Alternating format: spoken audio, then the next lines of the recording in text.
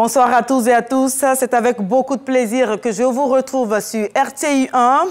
Chef de la transition qui dirige le Gabon depuis le 30 août 2023, Brice Oligui Nguema vient d'être élu président du pays pour 7 ans avec plus de 90% des voix exprimées.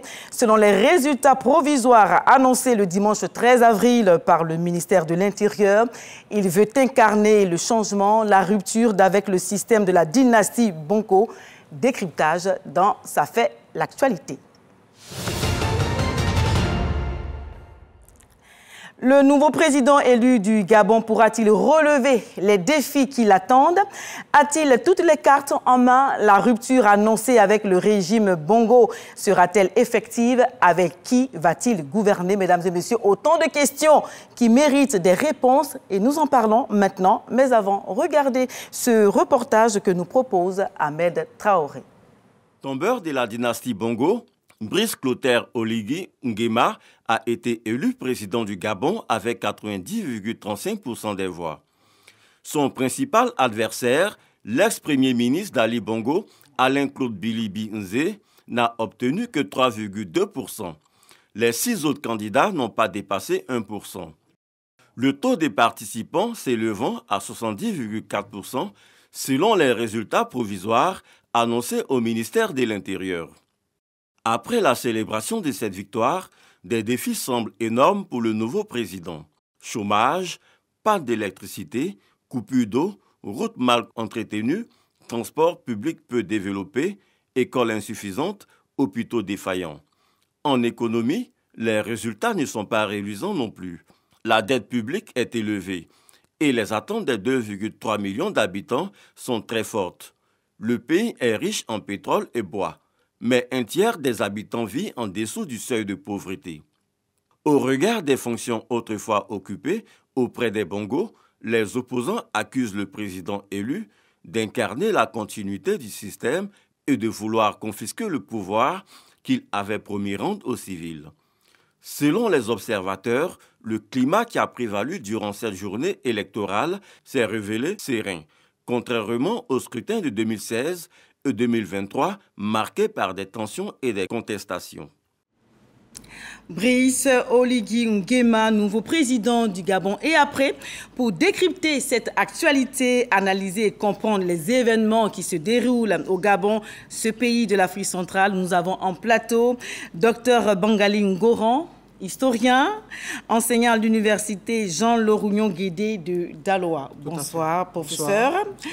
Et Lanciné Bakayoko, journaliste à RTI 1. Bonsoir. Bonsoir, messieurs. Et donc, bienvenue. Merci. Alors, Brice Oligui Nguema est désormais le président élu du Gabon, mais il a été le chef de la transition qu'il a dirigée durant 19 mois. Alors, dites-nous, quels ont été les faits marquants de cette transition? On va commencer par vous. Les faits marquants de cette transition, c'est d'abord le fait de changer le régime Bongo. C'est un régime, en réalité, qui date de 1967, puisque le père Bongo a pris le pouvoir en 1967 et décédé en 2009. Et le relais a été pris par son fils. Donc, c'était la rupture avec une certaine dynastie. Par ailleurs, pour les Gabonais, cette dynastie s'était caractérisée par une sorte de corruption, une sorte de clientélisme au sein de l'appareil gouvernant. Donc, quand Brice Oligui Nguema vient prendre le pouvoir par un renversement, un coup d'État, les Gabonais voient ça comme une sorte de sauvetage, d'autant que jusque-là, ils avaient tout tenté, les processus électoraux étant complètement viciés, étant complètement accaparés, ils n'avaient jusque-là pas réussi à obtenir l'alternance, et c'est ce que Brice Oligui Nguema leur a offert. Alors oui, il leur a offert, comme lui-même l'a si bien dit, ce n'est pas un coup d'État, mais c'est un coup de libération. Alors, pendant ce coup de libération, voilà, pendant 19 mois, il a quand même dirigé, il était le chef de la transition. Alors, qu'est-ce qui a marqué? C'est quelle libération? Alors, question. Déjà, son avènement a été un événement marquant parce qu'on l'a vu par l'accueil déjà que la population gabonaise lui a fait, c'est qu'il a bénéficié quand même d'une certaine popularité qui est restée invariée jusqu'à ce qu'aujourd'hui les élections viennent confirmer donc cet état de fait. Alors, quels sont les grands événements marquants de son avènement? Je dirais que la première des choses, c'est une sorte de reconfiguration de la scène politique. Parce que lorsque Brice Oligui Nguema arrive, il y avait des acteurs qui avaient lutté pour l'alternance contre le régime Bongo, qui étaient pour certains déjà en situation de retrait, comme Jean Ping ou encore comme Albert Ondossa, qui avait mené la coalition de l'opposition pour les dernières élections à l'issue desquelles il y a eu ce coup d'État. Et donc Brice Oligui Nguema arrive, il se pose comme un rassembleur. C'est d'ailleurs le nom que prend le mouvement qu'il va construire, un mouvement unanimiste, qui va rassembler donc à la fois des anciens pédégistes qui avaient été éloignés par la gouvernance d'Ali Bongo parce que après la débâcle électorale de 2016, ils avaient voulu rénover donc la gouvernance pour envoyer un signe positif au peuple gabonais. Et donc, ces anciens ont été éloignés au profit de ce qu'ils ont appelé la Young Team. Donc, ce sont ces frustrés, ces éloignés du PDG qu'il a rappelés, auquel il a associé des opposants qui voulaient bien collaborer avec lui. On a vu que, par exemple, son vice-premier ministre, c'est Alexandre Barrault-Chambrier, qui était donc, si vous voulez, la cheville ouvrière de la coalition qui a mené Albert Ondossa aux élections qui ont précédé le coup d'État. Donc déjà, il a construit une sorte de rassemblement d'acteurs hétéroclites qui viennent de plusieurs chapitres. Au-delà de cela, il a hérité d'un certain nombre de problèmes structurels de la gouvernance Gombo, tels que la question je dirais, de déficit énergétique du pays, et bien d'autres problèmes auxquels il s'est quand même évertué à apporter des réponses, même si il l'a fait dans un temps limité, donc avec une efficacité limitée. Oui, avec une efficacité limitée, vous avez si bien dit. Alors, les raisons du coup d'État, on va les évoquer rapidement. Voilà, comme je viens de le dire, qu'il a baptisé coup de libération. Ça, c'est un thème très important sur lequel nous allons vraiment discuter. Alors, ces raisons-là sont diverses. En l'occurrence, les élections entachées d'irrégularité, la corruption, la mauvaise gouvernance, le chômage des jeunes. Aujourd'hui, après 19 mois, on ne va pas dire que tout est fini, mais est-ce qu'il y a des signes ou bien est-ce que ces faits-là sont en phase de cessation au Gabon? Est-ce qu'aujourd'hui, on peut dire que le chômage des jeunes a été réduit au moins? Est-ce que la bonne gouvernance a été amorcée? Est-ce que la corruption a cessé? Est-ce que autant de questions qu'on peut poser aujourd'hui après 19 mois de transition d'Oligui Nguema? Alors, ce serait prématuré de porter un jugement de valeur sur les 19 mois de transition. Mais ce qu'on peut dire déjà, c'est que le régime Bongo, en tout cas les 5 lettres qui composent le nom Bongo, sont parties. Mais est-ce que le Bongo est parti? Moi, je n'y crois pas, parce que je pense qu'il va faire du Bongo sans Bongo. Le bongoïsme, qui est un système, va continuer de perdurer. C'est vrai que mon co-débatteur parlait tout à l'heure d'un cercle hétéroclite qui a permis de mettre tout le monde ensemble pour constituer un bloc qu'il a soutenu. Mais je crois difficilement à un changement radical. Parce que, si vous voyez, le régime gabonais, ce sont des recyclages permanents. Depuis le début, vous avez vu les premiers opposants au Kandio Okawe, on a vu Ntoutoumé, on a vu au Bambam, on a vu à Bessolo. Tout cela, Pierre Mambundu, je crois que tout cela était issu du même système de Léomba et qui n'a pas été, on n'a pas pu bien les élaguer. Aujourd'hui, lui, il veut recycler, il a tenté de recycler toutes ces personnes. Mais moi, je crois difficilement qu'on peut faire du neuf avec du vieux, d'autant que les mêmes systèmes, et ceux qui l'incarnent, je voulais terminer, ceux qui incarnent cet enracinement de l'ancien système, on peut par exemple citer l'ancien secrétaire René Ndemezo Obiang, ou si vous voulez, des personnes comme Opianga qui ont été complètement vomies par la population. J'ai envie de vous dire, il s'est attaché les compétences de ces personnes-là, ceux de l'ancien régime, celles de l'ancien régime, comme celles aussi de la diaspora, de l'opposition et tout cela. Est-ce que cette équipe, justement, qu'il a formée autour de lui, n'a pas eu un impact positif? Est-ce qu'il a pu répondre aux attentes urgentes des Gabonais pendant ces 9 mois? Alors, pendant ces 9 mois, disons que... c'est 19 mois, pardon. Pardon, ces 19 mois, il n'a pas été à la hauteur de toutes les attentes de Gabonais parce que, disons que quand il arrive au pouvoir, l'un des problèmes cruciaux qui concernait ce pays-là, c'était la question des délestages électriques. Alors, le Gabon produisait pour une consommation de plus de 1000 mégawatts, produisait seulement les 2 tiers, était capable de produire grâce à ses barrages, son mix de barrages d'hydroénergie et de centrales thermiques, seulement les 2 tiers. Et ce qui fait que le grand Libreville a été soumis à en moyenne autour de 4 heures de délestage de l'électricité durant son mandat. Et donc, à ce niveau-là, le président a pris, c'est vrai, des mesures allant dans le sens de solliciter des usines bateaux, donc des centrales sur bateau. Donc, on a loué 2 auprès de compagnies turques. Il a pris un certain nombre de mesures, notamment de racheter donc 2 entreprises pétrolières dans le sens de pouvoir alimenter plus tard un investissement dans le domaine de la production énergétique électrique.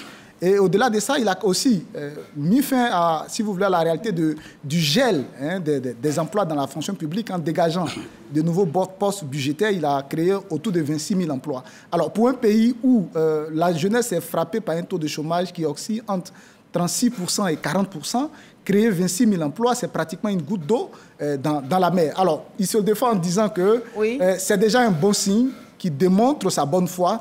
Et c'est justement la raison pour laquelle il a mis en avant en demandant 7 ans de plus pour avoir plus de temps pour apporter des réponses. Le président élu n'a pas vraiment convaincu, n'a pas répondu à ce qu'on attendait de lui. Bon, ce que les Gabonais voulaient d'abord, c'était de se débarrasser du nom Bongo. Parce que lui, quand même, il était quand même un membre du système. C'est-à-dire qu'il n'était pas dans l'action gouvernementale, mais c'était quand même quelqu'un qui était aussi dans le régime. Aujourd'hui, du point de vue économique, c'est vrai qu'il a nationalisé un certain nombre de sociétés, mais je crois que la plupart des mesures qu'il a prises sont des mesures cosmétiques et davantage des mesures populistes.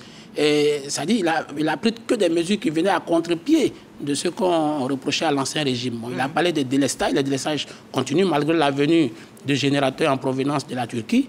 Mais il faut se dire que d'un point de vue économique, le déficit public c'est accru. Oui. Il était de 2,3, aujourd'hui il est de 3,7%, et je crois que ça va s'accroître davantage, d'autant que les exportations envers les principales zones comme l'Union européenne et la Chine vont se diminuer, et avec les attentes fortes des populations, il est évident que il va devoir continuer ces mesures populistes en leur faisant des faveurs, parce que le système gabonais a toujours été un système de rente. Oui. Donc cela va entraîner forcément un creusement du déficit public.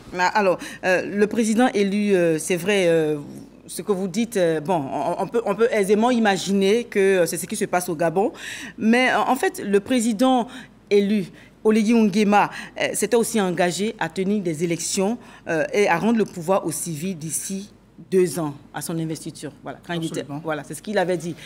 C'est vrai mais il tient parole quand même. Nous sommes à 19 mois et là, ils ont fait les élections. Oui, qu'est-ce que vous en pensez? Bon, si on je vous vois sourire, qu'est-ce que vous en pensez? Si on considère que le civil dont il parlait, il s'agissait de lui, c'est-à-dire simplement en notant son treillis militaire et en portant une veste, si c'est la conception de la civilisation, ou en tout cas la civilité de celui qui entre dans les nouvelles fonctions de président de la République, dans ce cas-là, il a honoré sa promesse, mais on ne peut pas le dire tout simplement parce que dans la conception, quand cette norme a été introduite par les organisations interétatiques régionales, c'était dans l'idée de retirer de la compétition les militaires qui avaient fait le coup de force, de sorte que ce soit des acteurs de la société civile et donc des partis politiques et donc des ONG ou en tout cas des candidats civils indépendants qui arrivaient au pouvoir.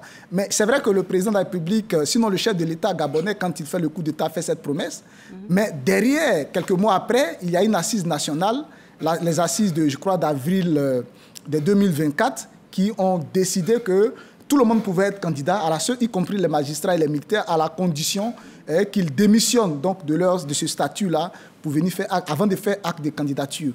Et puis, bon, mais cette proposition des assises nationales, bien sûr, animée par des acteurs qui ont été nommés, et donc qui étaient des caisses à résonance du chef de l'État qui ont été nommés. Donc, cette conviction-là a été reprise finalement par la Constitution, ce qui fait que il a été dans la posture, c'est vrai, de renier sa parole, mais en ayant pris le soin quand même d'encadrer ça par des textes de loi qui fait qu'on ne peut pas aujourd'hui lui tenir rigueur. Il aurait dû renoncer? Tout simplement parce que je crois qu'il y a 2 choses qui ne vont pas ensemble. C'est l'idée de vouloir faire le ménage et en même temps être un ambitieux du pouvoir. On a vu ce cocktail-là. Non, mais on peut faire le ménage, soi-même. On a vu ce cocktail avec Robert on peut faire le ménage soi-même. Et on a vu comment ça s'est terminé dans le cas de la Côte d'Ivoire. Et Oligui Nguema a suivi exactement le même modèle de reconquête du pouvoir qu'a utilisé Professeur, on peut faire le ménage soi-même, Bakayoko. Vous êtes d'accord avec moi? C'est vrai qu'il s'est délesté de ses apparats militaires, Mais je pense que même la charte dont le professeur parle, c'était une charte taillée sur mesure. Parce que c'était une charte de convenance qui a permis aujourd'hui à lui de... il était le seul portrait robot de cette charte. Et ça n'étonne personne qu'il se soit aujourd'hui légitimé en passant de président de la transition à président de la République. Mais je pense qu'il va être difficile de faire quand même le ménage. Parce que vous voyez, si vous allez aujourd'hui au Gabon, il y a un débat qui est à court. Et en tout cas, depuis son élection, aujourd'hui, tout le monde cherche à être la paternité de cette victoire. La paternité de cette victoire est aujourd'hui recherchée et je pense que ce sont les premiers signaux d'une certaine, pas déflagration, le mot est fort, mais ce sera quand même des incompréhensions qui vont naître parce que dans le partage des postes, dans le partage du butin, je sais qu'il y aura forcément des problèmes parce que Oligui a élargi tellement sa base qu'aujourd'hui, les postes ne sont pas élastiques. Monsieur, en même temps, il a fait des réformes structurelles institutionnelles. Il a fait ces réformes-là pour rompre avec l'ancien système Bongo.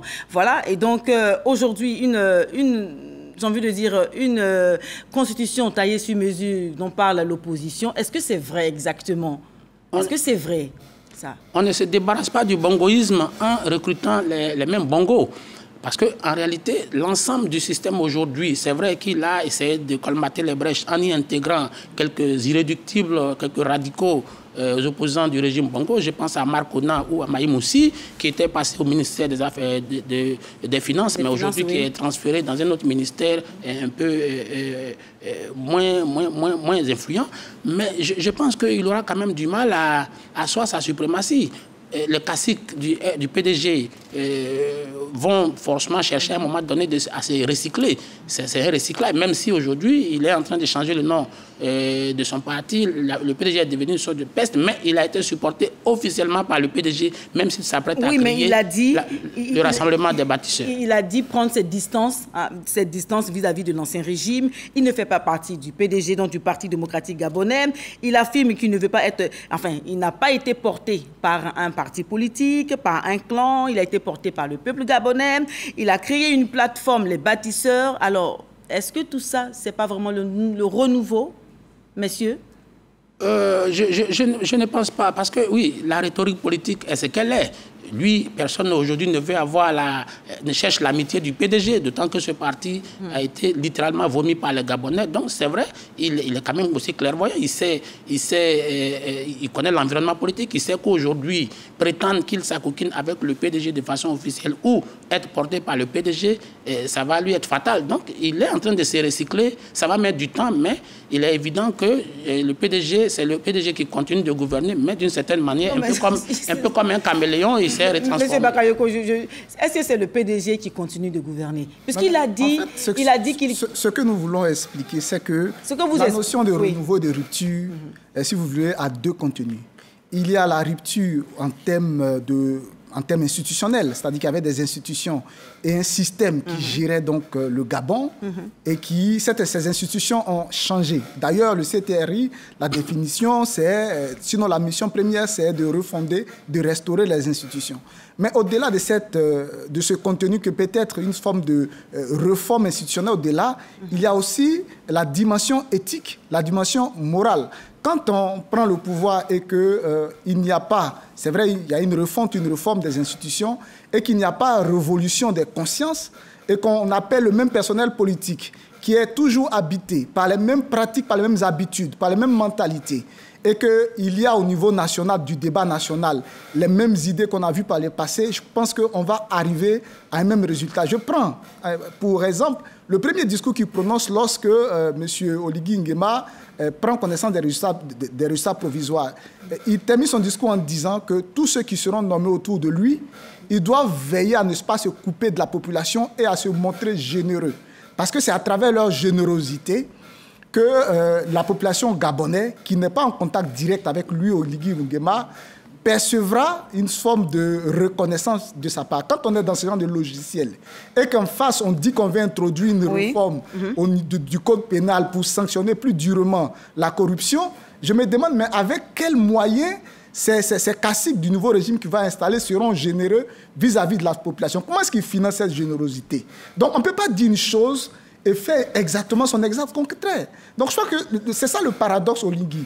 Il y a ce qu'Oligui dit avec des convictions fortes, mais avec dans la pratique, à ce qu'on constate. Mais on voit effectivement que Oligui peut avoir des problèmes. Le président gabonais peut avoir des problèmes. Ça c'est certain. Mais avec qui va-t-il gouverner? Avec qui? Avec l'équipe qui l'entoure aujourd'hui, cette équipe qui l'entoure, y a une sorte de brassage. Oui. De brassage, un recyclage. Bakayoko l'a dit tout à l'heure, un recyclage des anciens pédégistes avec des opposants au régime Ali Bongo qui ont rallié donc sa cause et qui se retrouvent tous dans, je dirais, la même corbeille. Ben, le risque que cela peut entraîner, c'est que finalement, les guerres de clans du passé réapparaissent parce que dans le partage de la manne publique, oui. Et c'est une habitude gabonaise de patrimonialiser la manne publique, dans ce partage-là, bien sûr, il y aura des courants sur lesquels va gouverner Oligui Nguema. Donc, sa force viendra forcément de l'idée de régner sur un chaos, organiser ce que lui seul peut conduire. Monsieur Bakayoko, je veux savoir, avec qui exactement le président gabonais va-t-il gouverner pour enrayer une bonne fois pour toutes, voilà, le régime qui lui colle à la peau, comme une censure? La question aurait dû être avec qui devrait-il gouverner? Oui, avec qui devrait-il, oui. Mais nous voulons être factuels. Si on veut être factuel, le fait est qu'il gouverne aujourd'hui il sera aujourd'hui avec un gouvernement Nzassa, comme pour essayer dans la psychologie ivoirienne, parce qu'il y a des caciques de l'ancien régime, et avec un mixage avec des anciens opposants, et puis de nouvelles personnes qui viennent. Mais ça va lui être difficile parce que lui-même, il a été enrobé, il est né, il s'est nourri à la sève de l'ancien régime. Ils sont détachés. Et donc, oui, ils sont détachés, mais vous voyez, ses principaux soutiens, ce sont les anciens PDGistes. On a parlé même de la famille biologique même du président Omar Bongo. Il y a des gens là-bas, pour des raisons de rivalité familiale, ont soutenu le nouveau pouvoir. Et puis lui-même, il a des affinités même familiales avec le régime Bongo. Et puis, lui-même, il a toujours... Il n'y peut rien. Non, mais on ne peut pas... il a toujours indiqué on ne peut pas le juger sur ça, puisqu'il n'y peut rien. Mais si vous l'écoutez, il a toujours indiqué que le Gabon était une famille et qu'on ne pouvait pas exclure des Gabonais. Or, aujourd'hui, c'est que les attentes des Gabonais, c'est de rompre définitivement avec l'ancien système qui, dit-on, était un système corrompu. Bon, par ailleurs, quand tu regardes, il n'a pas dénoué les accords qu'il y avait avec les autres pays. Par exemple, avec la France, il n'a pas nécessairement... Non, ça a été revu. Oui, ça a été revu, mais il a... La présence militaire en France ça a été redimensionné, mais il a clairement dit qu'il ne faut pas que les Gabonais s'attendent à une rupture brutale dans le système, dans le modèle de l'AES. Or, c'était aussi une attente forte des Gabonais. Donc, pour moi, aujourd'hui, Oligui va continuer dans le siège de Bongo, mais en s'étant recyclé, en donnant l'impression, en surfant sur un vent de changement, mais un changement qui est factice. Alors, un autre point rapidement. On a vu le président de la transition, quand il était président de la transition, il était très ouvert.